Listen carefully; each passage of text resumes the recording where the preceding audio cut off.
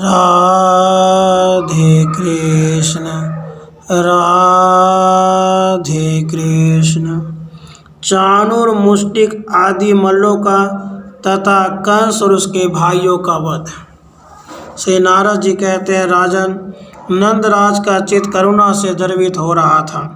उनकी ओर ध्यान देकर तथा वनिताओं के मनोरथ को याद करके श्रीहरि ने शत्रुओं को मार डालने का संकल्प मन में लेकर बलपूर्वक युद्ध आरंभ किया। चाणूर को भुजदंडों से उठाकर श्री कृष्ण ने बलपूर्वक अकस्मात आकाश में उसी प्रकार फेंक दिया जैसे हवा ने उछले हुए कमल को सहसा उड़ा दिया हो।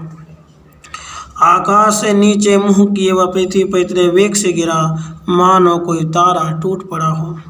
फिर उठकर चाणूर ने श्री कृष्ण को जोर से एक मुक्का मारा। उसके मुक्के के मार से प्रातः भगवान श्री कृष्ण विचलित नहीं हुए। उन्होंने तत्काल चाणूर को उठाकर पृथ्वी पटक दिया। चाणूर के दांत टूट गए। वह मद उन्मत्त मल क्रोध से तमतमा उठा। मैथिल, उसने श्री कृष्ण की छाती पर दोनों हाथों से मुक्के मारी।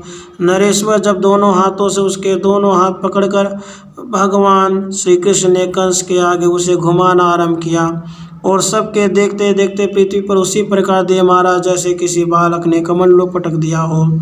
श्री कृष्ण के इस प्रहार से चाणूर मल्ल का मस्तक फट गया। राजन, वह रक्त बमन करता हुआ तत्काल मर गया। इसी प्रकार महाबली बलदेव ने रणदुर्गम मल्ल मुष्टि के पैर को मुट्ठी से पकड़कर आकाश में घुमाया और जैसे गरुड़ सर्प को पटक दे उसी प्रकार उसे पृथ्वी पर दे मारा। फिर तो मुष्टिक मुंह से खून उगलता हुआ काल के गाल में चला गया। तत्पश्चात कूट को सामने आया देख महाबली बलदेव ने एक ही मुक्के से उसी प्रकार मार गिराया जैसे देवराज इंद्र ने वज्र से किसी पर्वत को धराशायी कर दिया हो। राजन, जैसे गरुड़ अपनी तीखी चोंच से नाक को घायल कर देता है उसी प्रकार सामने आए हुए सल को नंदनंदन ने लात से मार गिराया। फिर तो सल को पकड़कर श्री कृष्ण ने उसी बीच से ही छीन डाला और जैसे हाथी किसी पेड़ की डाली को तोड़ फेंके उसी प्रकार उसे कंस के मंच पे सामने फेंक दिया। ये सब मल अखाड़े में गिराए जाते ही मौत के मुख में चले गए और उनके शरीर से निकली हुई ज्योतियाँ सत्पुरुषों के देखते देखते भगवान वैकुंठ श्री कृष्ण में समा गई। इस प्रकार बलराम और श्री कृष्ण के द्वारा अनेक मल्लों के मारे जाने पर शेष मल भय से व्याकुल हो प्राण बचाने की इच्छा से भाग खड़े हुए। उसके बाद श्री दामा आदि अपने मित्र गोपों को खींचकर माधव ने उनके साथ समस्त सज्जनों के सामने मल्ल युद्ध का खेल आरंभ किया। किरीट और कुंडलधारी बलराम तथा श्री कृष्ण को ग्वाल बालों के साथ रंगभूमि में विहार करते देख समस्त पुरवासी विस्मय से चकित हो उठे। कंस के सिवा अन्य सब लोगों के मुंह से जय हो की बोली निकलने लगी। सब ओर से साधुवाद सुनाई देने लगा और नगारे बज उठे। अपनी पराजय देख कंस अत्यंत क्रोध से भर गया और बाजे बंद करने की आज्ञा देकर फड़कते हुए अधरों से बोला। कंस ने कहा, वसुदेव के दोनों पुत्र खोटी बुद्धि और खोटे विचार वाले हैं। इन दोनों को हटा तो शीघ्र मेरे नगर से निकाल दो। व्रजवासियों का सारा धन हर लो और दुर्बुद्धि नंद को सहसा कैद कर लो। आज मेरे दुर्बुद्धि पिता सूरपुत्र उग्रसेन का भी मस्तक तुरंत काट लो। पृथ्वी पर जहाँ कहीं भी और यहाँ भी जो वृष्णिवंशी यादव मिल जाएं उन सबको देवताओं के अंश उत्पन्न समझकर मार डालो। नारद जी कहते हैं, जब कंस इस प्रकार बढ़ चढ़कर बातें बना रहा था उस समय यदुनंदन श्री कृष्ण सहसा क्रोध में आ गए और उछलकर उसके मंच के ऊपर चढ़ गए। अपनी मूर्तिमान मृत्यु को आया देख कंस तुरंत उठकर खड़ा हो गया और उस मदमत नरेश ने श्री कृष्ण को डांट बताते हुए ढाल तलवार हाथ में ले ली। श्री कृष्ण ने ढाल तलवार लिए हुए कंस को सहसा दोनों हाथों से उसी प्रकार पकड़ लिया जैसे पक्षी राजगरुड़ ने अपनी चोंच के दो भागों द्वारा किसी विषधर सर्प को दबा लिया हो। कंस के हाथ से तलवार छूटकर गिर गई। ढाल भी दूर जा गिर पड़ी।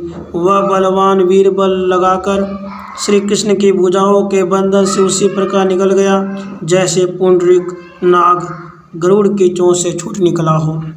वे दोनों बलवान वीर उस मंच पर वेग से एक दूसरे को रोनते हुए उसी प्रकार सुशोभित हुए जैसे पर्वत के शिखर पर दो सिंह परस्पर जूझते हुए शोभा पा रहे हो। कंस बलपूर्वक उछलकर 100 हाथ ऊपर आकाश में चला गया।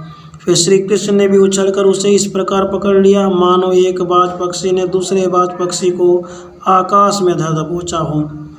उस प्रचंड दैत्य पुंगव कंस को भुजदंडों से पकड़कर तीनों लोकों का बल धारण करने वाले भगवान श्री कृष्ण ने चारों ओर घुमाना आरंभ किया। फिर रोष से भरकर उन्होंने कंस को आकाश से उस मंच पर ही दे मारा। मंच के स्तंभ दंड उसी प्रकार टूट गए जैसे बिजली गिरने से वृक्ष टूट जाता है। आकाश से नीचे गिरने पर वज्रतुल्य अंगों वाला कंस मन ही मन किंचित व्याकुल होकर सहसा उठ गया और महात्मा श्री कृष्ण के साथ युद्ध करने लगा। भगवान गोविंद ने पुनः उसे बाहुदंडों द्वारा उठाकर मंच पर फेंक दिया और उसकी छाती पर चढ़कर माधव ने उसका मुकुट उतार लिया। फिर तुरंत उसके केस पकड़कर स्वयं श्रीहरि ने उसे मंच से रंगभूमि में उसी प्रकार पटक दिया जैसे किसी ने शैल शिखर से किसी भारी शिलाखंड को नीचे गिरा दिया हो। फिर सबके आधारभूत अनंत पराक्रमी आदि अंत रहित सनातन भगवान श्री कृष्ण स्वयं भी उसके ऊपर वेग से कूद पड़े। राजन, इस प्रकार उन दोनों के गिरने से वहाँ का भूमंडल सहसा थाली की भांति गहरा हो गया और 2 घड़ी तक धरती कांपती रही।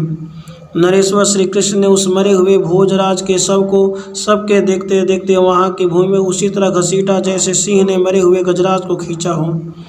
नरेश्वर उस समय इधर उधर दौड़ते हुए भूपालों का हाहाकार दिखाई देने लगा।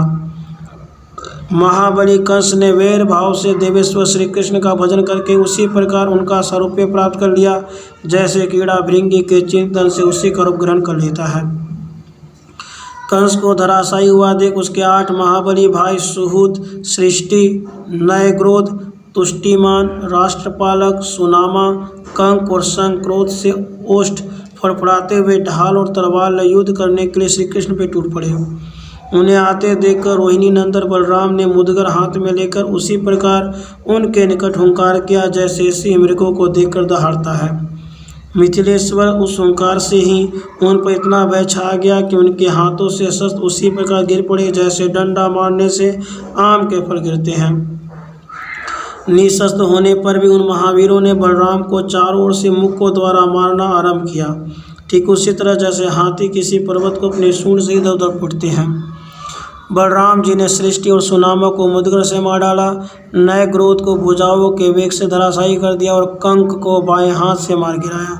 माधव ने शंख को, सुहूत और तुष्टिमान को बाएं पैर से कुचल दिया तथा राष्ट्रपाल को दाहिने पैर के आघात से काल के काल में भेज दिया। इस प्रकार आंधी के उखाड़े वृक्षों की भांति वे 8 वीर सहसा धराशायी हो गए। विदेहराज उन सब की ज्योति भगवान में लीन हो गई। देवताओं की दुंदुबियाँ बजने लगी। उस समय चारों ओर जय जयकार होने लगी। देवता लोग उसी क्षण नंदन वन के फूलों की वर्षा करने लगे।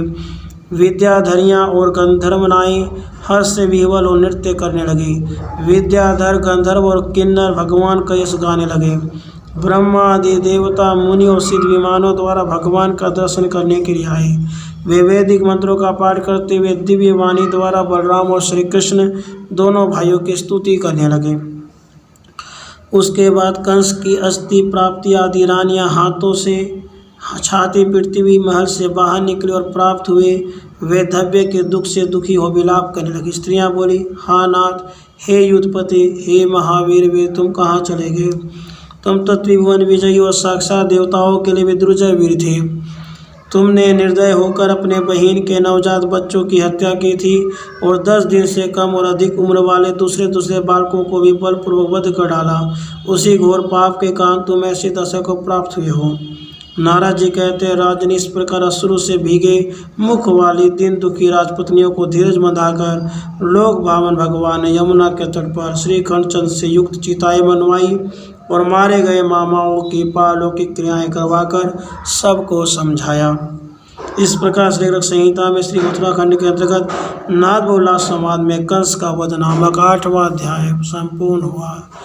राधे कृष्ण, राधे कृष्ण।